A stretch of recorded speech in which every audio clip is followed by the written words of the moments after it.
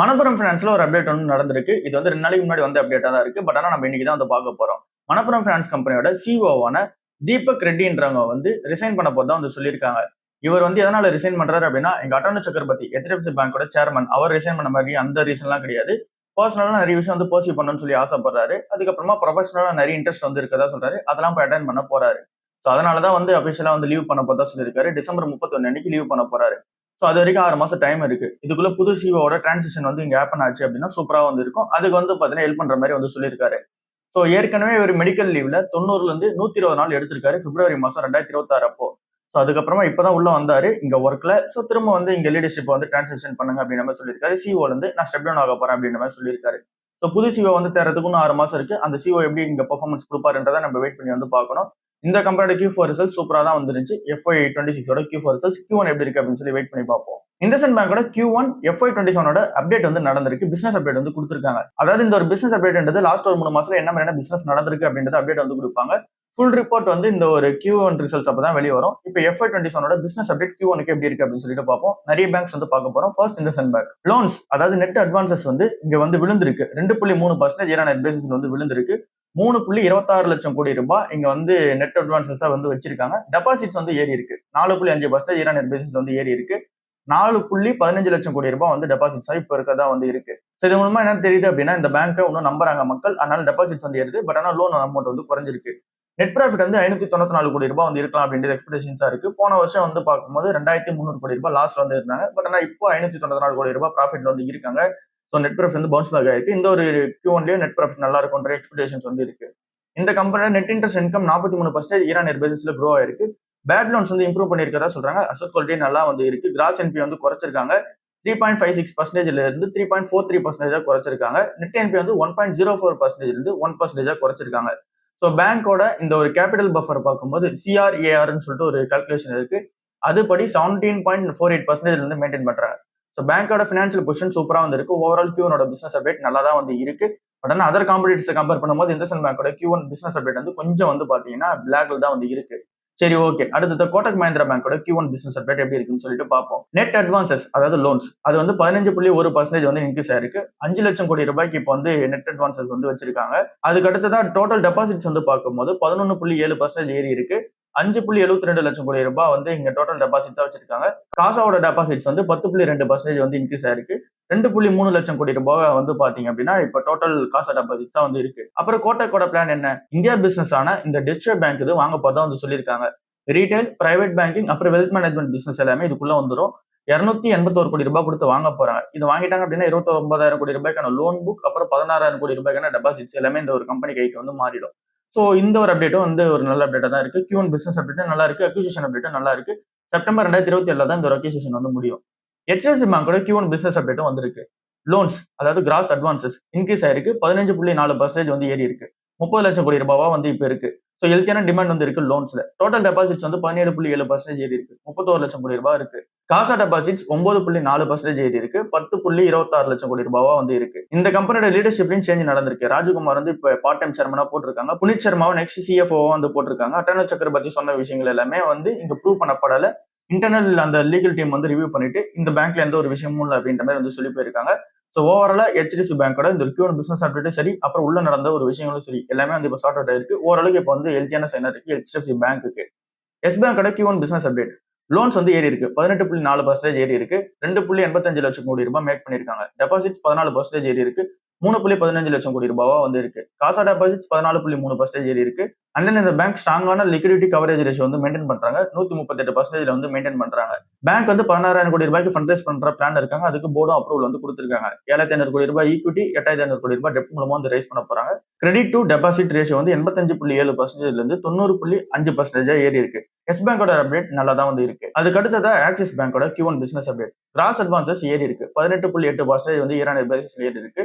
12.73 லட்சம் கோடி ரூபாய் இப்ப கிராஸ் அட்வான்சஸ் வந்து இருக்கு. டோட்டல் டெபாசிட்ஸ் வந்து 18.2% ஏறி இருக்கு. 13 லட்சம் கோடி ரூபாவா இருக்கு. காசா டெபாசிட்ஸ் 14.4% ஈரான் பேசிஸ்ல வந்து ஏறி இருக்கு. 5.22 லட்சம் கோடி ரூபாவா இருக்கு. டேர்ம் டெபாசிட்ஸ் வந்து 22.8% வந்து ஈரான் பேசிஸ்ல வந்து ஏறி இருக்கு. போத் லோன் அண்ட் டெபாசிட்ஸ் ரெண்டுமே வந்து சூப்பரா க்ரோ ஆயிருக்கு போன வருஷத்தோட அந்த ஒரு குவார்டர் கம்பேர் பண்ணும்போது. ஸோ இந்த ஒரு ஸ்டாக்குமே நல்ல அப்டேட்டா தான் வந்து இருக்கு. ஐடிஎஃப்சி ஃபர்ஸ்ட் பேங்கோட Q1 பிசினஸ் அப்டேட். இந்த ஒரு கம்பெனியோட லோன் புக்குமே 20.6% இயர் பேசிஸ்ல இருக்கு. 3 லட்சம் கோடி ரூபாய் வந்து இப்போ டோட்டல் லோன் புக்கா வந்து இருக்கு. டோட்டல் டெபாசிட்ஸ் வந்து 18% இயர் பேசிஸ்ல வந்து ஏறி இருக்கு. 3.12 லட்சம் கோடி ரூபாவா வந்து இருக்கு. காசா டெபாசிட்ஸ் வந்து 25% இயர் பேசிஸ்ல ஏறி இருக்கு. 1.59 லேக் crore வந்து இப்போ இருக்கு. காசா ரேஷியோ சூப்பரா இன்க்ரீஸ் ஆயிருக்கு. 50.8% வந்து இருக்கு. அப்படின்னா என்னன்னு சொல்லி பார்க்கும்போது அதிகமான கஸ்டமர்ஸ் லோ காஸ்ட் சேவிங்ஸ் வந்து பண்ணிட்டு இருக்காங்க. கரண்ட் அக்கௌண்ட்ஸ் நிறைய வந்து ஓபன் பண்ணிட்டு இருக்காங்க. கிரெடிட் டு டெபாசிட் ரேஷியோ வந்து 95.5% வந்து இருக்கு. பேங்க் எஃபெக்டிவா வந்து லோன் வந்து கொடுத்துட்டு இருக்காங்க டெபாசிட்ஸ்ல இருந்து. ஸோ இந்த ஒரு ஸ்டாக்லயும் ஒரு நல்ல அப்டேட்டா தான் வந்து இருக்கு. ஜைடெக்ஸ் லைசன்ஸ்ல ஒரு நல்ல அப்டேட் வந்து நடந்திருக்கு. அது என்ன அப்படின்னு சொல்லிட்டு பார்க்கும்போது பிளட் டெஸ்ட் பார்ட்னர்ஷிப் வந்து வைக்கிறாங்க. யாரு கூட அப்படின்னா அப்போலோ ஹாஸ்பிட்டல் கூடயும் அப்புறம் கவர்மெண்ட் ஹெல்த் கூடயும் வந்து பார்ட்னர்ஷிப் வந்து வைக்கிறாங்க. ஸோ இந்த பிளட் டெஸ்ட் பார்ட்னர்ஷிப்ல என்ன நடக்கும் அப்படின்னு சொல்லி பார்க்கும்போது பிளட் டெஸ்ட் சாம்பிள் வந்து எடுத்துப்பாங்க. சிங்கிள் சாம்பிள் எடுத்துக்கிட்டு அதை வந்து என்ன பண்ணுவாங்க அப்படின்னா மல்டிபிள் கேன்சர்ஸ்க்கு வந்து இங்க எதனா டிடெக்ட் பண்ண முடியுது அப்படின்னு சொல்லிட்டு இயர்லி ஸ்டேஜஸ்ல வந்து பார்ப்பாங்க. சிம்பிளா என்ன அப்படின்னா பிளட் டெஸ்ட் கொடுத்துட்டு ஒரு 10 காமன் கேன்சர்ஸ் வந்து இருக்கு. இந்த பிரெஸ்ட், லங், லிவர் இந்த மாதிரி நிறைய கேன்சர்ஸ் வந்து இருக்கு.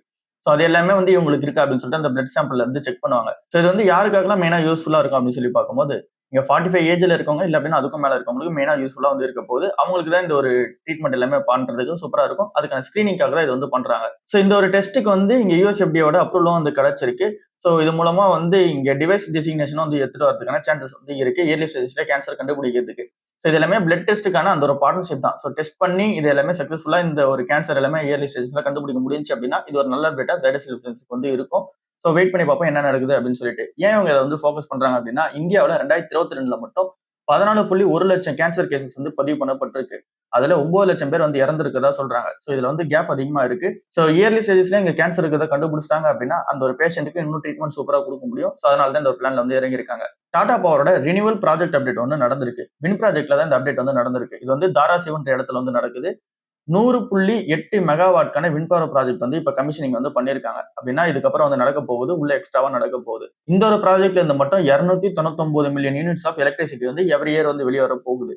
இது மூலமா 245 மில்லியன் கேஜி ஆஃப் CO2 வந்து எமிஷன்ஸ் வந்து இப்ப வந்து ஆனுவலா வந்து குறைக்கப்பட போகுது. ஸோ இந்த எலக்ட்ரிசிட்டி ஃபுல்லா ப்ரொடியூஸ் பண்ணிட்டு டாடா பவர் மும்பை டிஸ்ட்ரிபியூஷன்ஸ் தான் கொடுக்க போறாங்க ரினியூவபிள் எனர்ஜி ரெக்யர்மெண்ட்ஸ் மீட் பண்றதுக்காக. ஏற்கனவே இந்த ப்ராஜெக்ட்ல இங்க ரினியூவபிள் எனர்ஜி ப்ராஜெக்டா வந்து பார்க்கும்போது கெபாசிட்டி சூப்பர் யூட்டிலைஸ் வந்து பண்ணிட்டு இருக்காங்க. இன்னும் சூப்பர் யூட்டிலைஸ் வந்து பண்ண போறதா சொல்லியிருக்காங்க. இதுக்கும் மேல கிரீன் ப்ராஜெக்ட்ஸ் வந்து நிறைய வந்து வச்சிருக்காங்க. 4.9 ஜிகாவாட்கான ரினியூவபிள் ப்ராஜெக்ட்ஸ் வந்து கையில வந்து வச்சிருக்காங்க. இதுல வந்து சோலாரும் இருக்கு, விண்டோ இருக்கு, பேட்டரி ஸ்டோரேஜும் வந்து இருக்கு. ஸோ இந்த இடத்துல வந்து ஃபோக்கஸ் பண்ணி போறதா சொல்லியிருக்காங்க.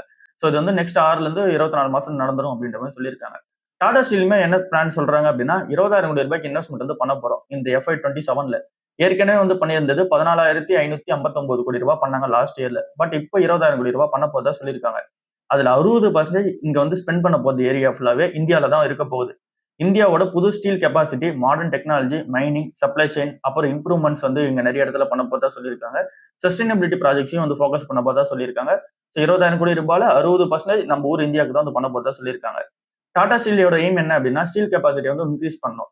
27.35 மில்லியன் டன்ஸ் வந்து இப்போ ஸ்டீல் கெபாசிட்டி வந்து இருக்கு. அதை வந்து 40 MTPA வந்து இன்க்ரீஸ் பண்ண போறதா சொல்லியிருக்காங்க. லாங் டேர்ம்ல உங்களோட டார்கெட் வந்து 50 MTPA அதுக்கு வந்து இன்க்ரீஸ் பண்ண போறதா சொல்லியிருக்காங்க. புது ப்ராஜெக்ட்ஸும் நிறைய வந்து கையில வச்சிருக்காங்க. NINL, ஜம்ஷெட்பூர், அப்புறம் தாராப்பூர்ல தான் வந்து நடக்க போகுது. ஸோ எல்லாமே வெயிட் பண்ணி பார்க்கணும். டாடா ஸ்டீல்ல ஒரு நல்ல அப்டேட்டா தான் இருக்கு. சரி, ஓகே. இப்போ ஐடி ஸ்டாக்ஸா வந்து பார்ப்போம். TCS கம்பெனியை பத்தி நிறைய அனலிஸ்ட் என்ன சொல்றாங்க அப்படின்னா இப்போ வந்து 2,000 ரூபாய் கீழே போனதுக்கு அப்புறமா நிறைய அனலிஸ்ட் இதை பத்தி பேச ஆரம்பிச்சிருக்காங்க. 35% இந்த 2026ல மட்டும் விழுந்திருக்கு. இது வந்து 6 இயர் லோவா இருக்கு. இப்போ நம்ம வேல்யூஷன்ஸ் வந்து பார்க்கும்போது 15.35ன்ற வேல்யூஷன் வந்து இருக்கு. இருக்கிறதே சீப்பான ஒரு வேல்யூஷன் வந்து ட்ரேட் ஆயிட்டு இருக்கு. இப்போ இந்த Q1 ரிசல்ட்ஸ் எப்படி இருக்குன்னு சொல்லி எக்ஸ்பெக்டேஷன்ஸ் வைக்கிறாங்க அப்படின்னா ரெவன்யூ growth ஸ்லோவா இருக்கும், ப்ராஃபிட் மார்ஜின் கொஞ்சம் ஸ்லோவா இருக்கும். குளோபல் லெவல் ஐடி ஸ்பெண்டிங் வந்து ஸ்லோவா இருக்க ரீசனால இது எல்லாமே கம்மியா இருக்கும் அப்படின்ற எக்ஸ்பெக்டேஷன்ஸ் வந்து இருக்கு. ஸோ ரெவன்யூமே வந்து இறங்கும் அப்படின்ற மாதிரி எக்ஸ்பெக்டேஷன்ஸ் வந்து வச்சிருக்காங்க. TCS ஹெவியா வந்து ஆர்டிஃபிஷியல் இன்டெலிஜென்ஸ்ல இன்வெஸ்ட்மெண்ட் வந்து பண்ணிட்டு இருக்காங்க. இதுல வந்து AI டேட்டா சென்டர்ஸும் உள்ள இன்க்ளூட் ஆகிருக்கு, AI இன்ஃப்ராஸ்ட்ரக்சரும் வந்து உள்ள இன்க்ளூட் ஆயிருக்கு, நிறைய அக்யூசியேஷன்ஸும் உள்ள இன்க்ளூட் ஆயிருக்கு. இது எல்லாமே AI லாங் டேர்ம் ஃபோக்கஸா இவங்க வச்சிருக்குது. ஸோ இது எல்லாமே பேஸ் பண்ணி பார்க்கும்போது இப்போதைக்கு ஷார்ட் டேர்ம்ல ப்ரெஷர் இருக்க போது. பட் ஆனால் லாங் டேர்ம்ல 5 இயர்ஸ் பிளஸ் யாரெல்லாம் வந்து ஓன் பண்ண போறாங்களோ அவங்களுக்கு வந்து கிராஜுவலா பை பண்றதுக்கான டைமா இருக்குன்னு சொல்லிட்டு எல்லா அனலிஸ்டும் வந்து சொல்றாங்க. ஸோ லம்சம்ல வந்து போக வேணான்ற மாதிரி சொல்றாங்க. இதை தான் நம்ம நேற்றுக்கான வீடியோலயும் வந்து பார்த்துருப்போம். நேற்று வீடியோலையும் ஐடி ஸ்டாக்ஸ்ல என்னென்னலாம் கன்சிடர் பண்ற மாதிரி இருக்குன்னு சொல்லிட்டு வீடியோ போட்டிருப்போம். அதை நீங்க செக் அவுட் வந்து பண்ணி பாருங்க.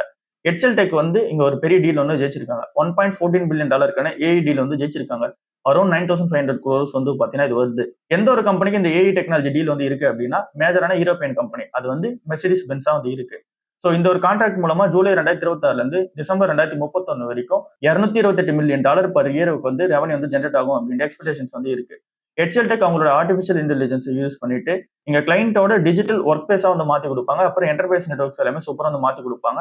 எஃபிஷியன்சி இம்ப்ரூவ்மெண்ட் பண்ணிட்டு ஆட்டோமேஷன் வந்து பண்ணி கொடுக்க போறாங்க. ஏற்கனவே ஹெச்எல் டெக் கம்பெனி ஜாஸ்பர் சாஃப்ட்ன்ற ஒரு கம்பெனி அக்விசிஷன் பண்ணாங்க. அது வந்து இப்போ ஃபுல்லாவே கம்ப்ளீட் ஆயிருக்கு. ஸோ ஃபுல்லாவே ஏஐ அப்புறம் இங்க வந்து என்டர்பிரைசஸ் எல்லாமே அனலிட்டிக்ஸ் யூஸ் பண்றதுக்கு கேப்பபிலிட்டி வந்து உருவாக்கி கொடுக்குறாங்க. ஸோ இது வந்து ஹெச்எல் டெக் கம்பெனிக்கு ஒரு நல்ல அப்டேட்டா தான் இருக்கு. டிவிஎஸ் மோட்டார்ஸ் கம்பெனியோட சேல்ஸ் அப்டேட் வந்து நடந்திருக்கு. அந்த ஒரு கம்பெனி வந்து 16.3 லட்சம் வண்டி வந்து இந்த Q1ல மட்டும் வித்திருக்காங்க. 28% ஏறி இருக்கு. எக்ஸ்போர்ட்ஸ் 33% இன்க்ரீஸ் ஆயிருக்கு. 4 லட்சம் வண்டிக்கு மேல வித்திருக்காங்க. இவி சேல்ஸ் இங்க 86% ஏறி இருக்கு. 1.3 லட்சம் வண்டி வந்து வித்திருக்காங்க. டிவிஎஸ் அவங்களோட மார்க்கெட் பொசிஷனை இன்னும் ஸ்ட்ரென்தன் பண்ணிருக்காங்க. அண்ட் தென் இந்த ஒரு கம்பெனி 3500 கோடி ரூபாய்க்கு இன்வெஸ்ட்மெண்ட் பண்ண போற பிளான்லயே இருக்காங்க. அவங்களோட கெப்பாசிட்டி எக்ஸ்பென்ஷன் பண்றதுக்கு. இப்போ வந்து ஆனுவலா தயாரிக்கிறது இன்னும் அதிகமா தயாரிக்க போதா வந்து சொல்லியிருக்காங்க. காம்படிஷன் ஹெவியா இருக்கு ஈவில. ஸோ அதுக்கான இன்வெஸ்ட்மெண்டா தான் இது வந்து இருக்க போகுது. ஓவரால் மார்க்கெட் அப்டேட் இதுவா தான் வந்து இருக்கு. இன்னைக்கு நல்ல மார்க்கெட் ஓப்பன் ஆகும்போது கொஞ்சம் வந்து பாசிட்டிவ் வந்து ஓப்பன் ஆகும். அதுக்கப்புறமா எப்படி போகுன்ற டைரக்ஷன்ஸ் வந்து கிடையாது. ஏஷியன் மார்க்கெட்ஸ் பொறுத்தல மிக்சடா வந்து இருக்கு. யூஎஸ் மார்க்கெட்ஸை பொறுத்தல ஓரளவுக்கு இங்க பாசிட்டிவா தான் வந்து இருக்கு. இங்க பிரெண்ட் க்ரூட பொறுத்தல $71 பெர் பேரல்ல வந்து இருக்கு. ஸோ ஓரளவுக்கு ஸ்டாக்னேட் ஆயிடுச்சு. இந்தியாவுக்கு ஒரு பெரிய பெனிஃபிட்டா வந்து இருக்கு. கோல்டு அண்ட் தென் சில்வர் கொஞ்சம் வந்து ஏறி இருக்கு. ஸோ எஃப்ஐஎஸ் பொறுத்தல ஃப்ரைடே இன்னைக்கு மார்க்கெட்ல வாங்கியிருக்காங்க. டிஐஎஸ் தான் வந்து வித்திருக்காங்க. எஃப்ஐஎஸ் 1300 கோடி ரூபாய்க்கு வாங்கியிருக்காங்க. டிஐஎஸ் வந்து 1900 கோடி ரூபாய்க்கு வித்திருக்காங்க. ஸோ இது வந்து ஒரு பாசிட்டிவான ட்ரெண்டா வந்து இருக்கு. சரி, ஓகே, இதுதான் இன்னைக்கான ஓவரால் அப்டேட்டா இருக்கு. அடுத்த வீடியோல சந்திப்போம். பாய்.